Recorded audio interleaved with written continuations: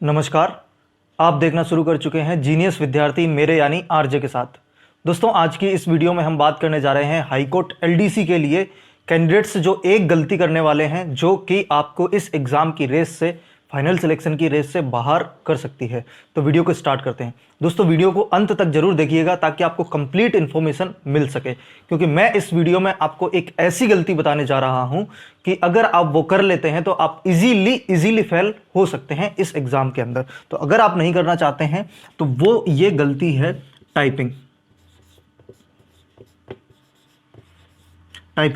दोस्त, दो एग्जाम ऐसे होते हैं जिसमें ज़्यादा मार्क्स वाले कैंडिडेट्स भी फेल हो जाते हैं और कम मार्क्स वाले कैंडिडेट का फाइनल सिलेक्शन हो जाता है।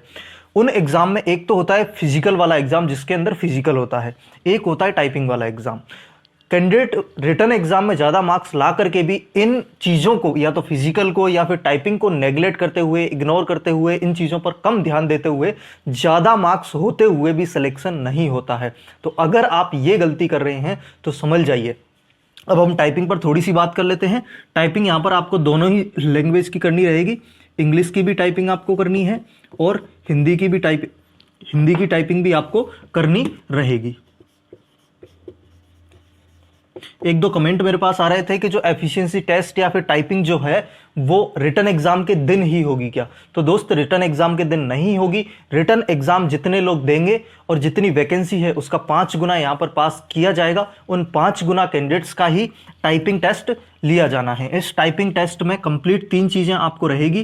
पहली चीज हिंदी और इंग्लिश की टाइपिंग रहने वाली है, पार्ट ए, और इसमें पार्ट बी आपका रहने वाला है जिसमें आपका एफिशिएंसी टेस्ट रहने वाला है।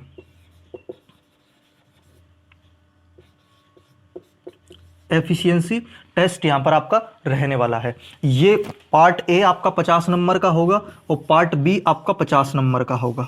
ठीक है, तो ये पार्ट बी में 50 में से 50 लाना इजीली है, बहुत इजीली लाए जा सकते हैं। एफिशिएंसी टेस्ट के बारे में कई कैंडिडेट्स को नहीं पता है, तो मैं बता दूं, आपको थोड़ी सी एमएस वर्ड के ऊपर काम करना आना चाहिए।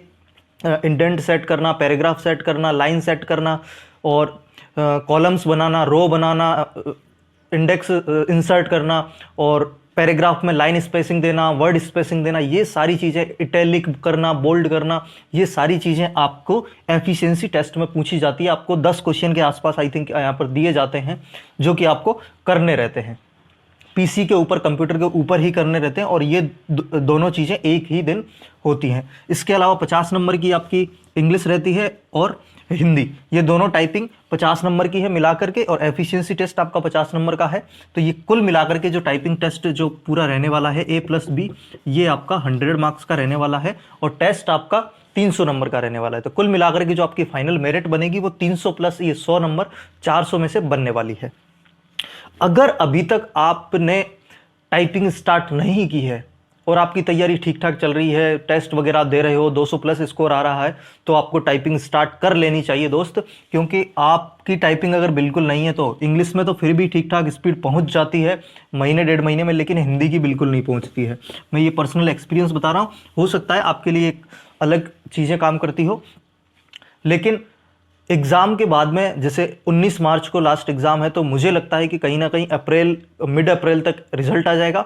मिड अप्रैल के बाद में अप्रैल और मई के लास्ट में आपका टाइपिंग होने वाली है। तो आप ये मान करके चलिएगा कि एग्ज़ाम के बाद आपको 2 ही महीने मिलने वाले हैं टाइपिंग के लिए, और 2 महीने में आप एक ही लैंग्वेज की टाइपिंग आप कर सकते हैं। दोनों टाइपिंग नहीं हो पाएगी, तो इसलिए आपको अभी एग्ज़ाम से पहले ही टाइपिंग स्टार्ट कर लेनी चाहिए।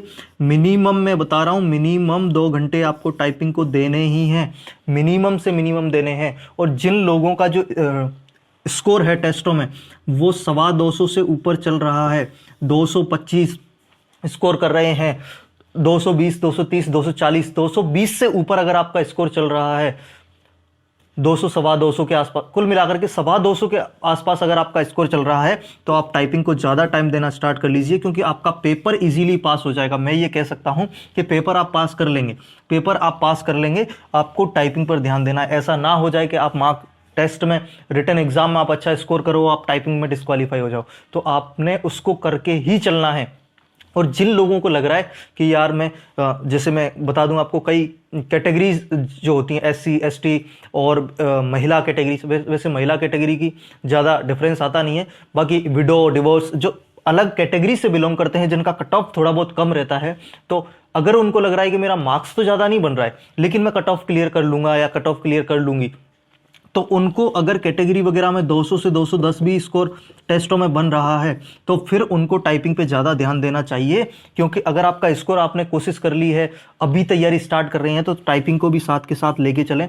कई सारे कैंडिडेट इसमें ऐसे भी होंगे जिनकी तैयारी अच्छी नहीं है, यहाँ पर मार्क्स कम आता है, लेकिन उनकी टाइपिंग ऑलरेडी सेट है, कहीं पर जॉब करते हैं या फिर उन्होंने पहले कभी टाइपिंग करी थी, तो उनकी स्पीड जमी हुई है, उनकी फिंगर्स जमी हुई है, उनको टाइपिंग आती है, ऑलरेडी आती है, तो उनको फिर थोड़ा सा इस पर ध्यान देने की ज़रूरत है। आप एटलीस्ट कट ऑफ क्लियर कर लीजिए और यहाँ पर भयंकर स्पीड आप मार देंगे, भयंकर स्पीड मार देंगे तो आप उन्हीं कैंडिडेट्स के बराबर पहुँच जाएंगे। अब बहुत सारे मेरे दोस्तों का ये भी सवाल है कि स्पीड कितनी चाहिए।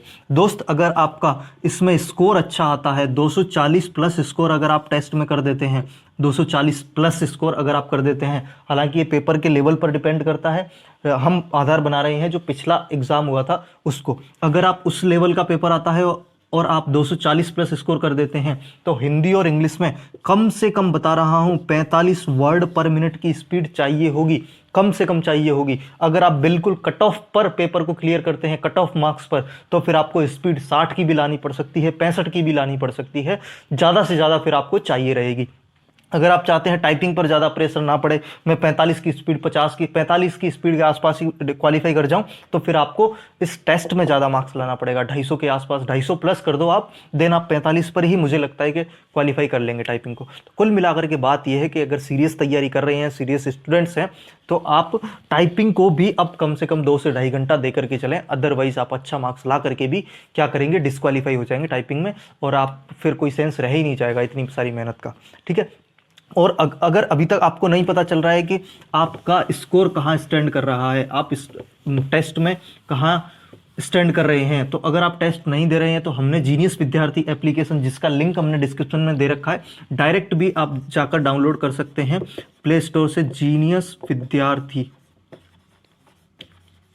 विद्यार्थी एप्लीकेशन, जिसमें हम 30 टेस्ट आपको मिलेंगे।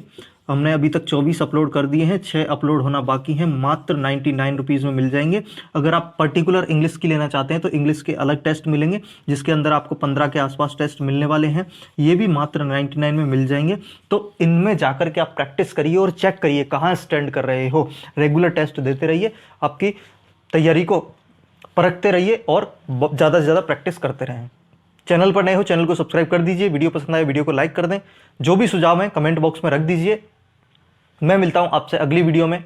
Thank you so much.